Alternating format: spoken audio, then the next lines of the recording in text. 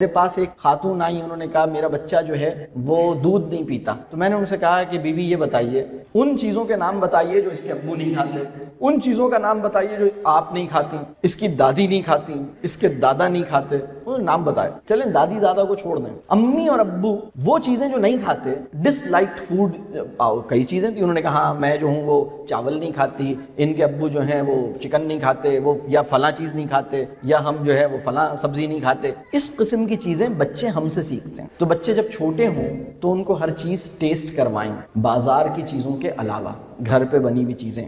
وہ بچہ اگر کوئی بچہ کچھ نہیں کھا رہا تو اس کو اس بات پہ پریشان نہیں کریں کہ تم نہیں کھاتے. اگر کسی بچے نے اپنی ماں سے یا اپنے باپ سے یہ جملہ بار بار سنا ہے، تم تو کھاتے ہی نہیں ہو، تم کچھ کھاتے ہی نہیں ہو، تم تو کچھ نہیں کھاتے، تم تو کھاتے ہی نہیں ہو، جتنی دفعہ آپ یہ جملہ بولتے ہیں اتنی دفعہ نہ کھانے کا ایٹیٹیوڈ اس کے اندر پیدا ہوتا ہے. کھانے سے بیزار کر دیتے ہیں آپ. کوئی انسان اریٹیٹ ہو جاتا ہے اس جملے سے. تو آپ اس کے لیے اگر ہیلدی ایٹنگ ہیبٹس رکھنی ہے تو آپ کو اپنی پیکجڈ فوڈ لانا بند کر دیں، فاسٹ فوڈ سے ذرا پرہیز کریں، اپنی ایٹنگ ہیبٹس ٹھیک کریں، اور جو گھر کا پکا ہوا ہے اللہ کا شکر کر کے کھائیں، ہیلدی چیزیں کھائیں، بیٹھ کے ڈسکس کریں.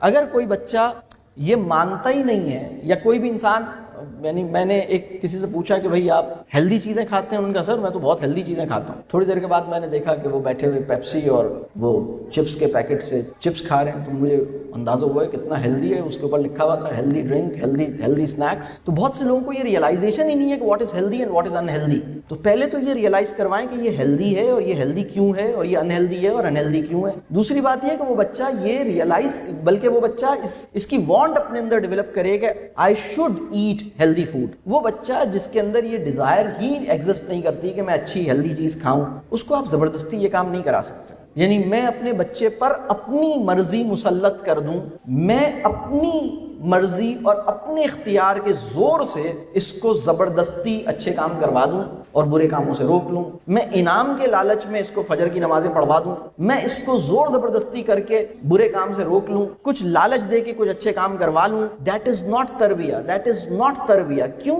تربیہ کہتے ہیں اپنے اختیار کا سینسیبل اور رسپانسبل یوز کرنے کو. اللہ نے آپ سب کو ایک اختیار دیا ہے، آپ اپنے اختیار کا درست استعمال کر سکیں، یہ ہے تربیہ. تربیہ یہ نہیں ہے کہ میں اپنا اختیار، میرا بیٹا ہے، میں اپنا اختیار استعمال کر کے اس کو غلط کام نہ کرنے دوں اور صحیح کام زبردستی کرواؤں.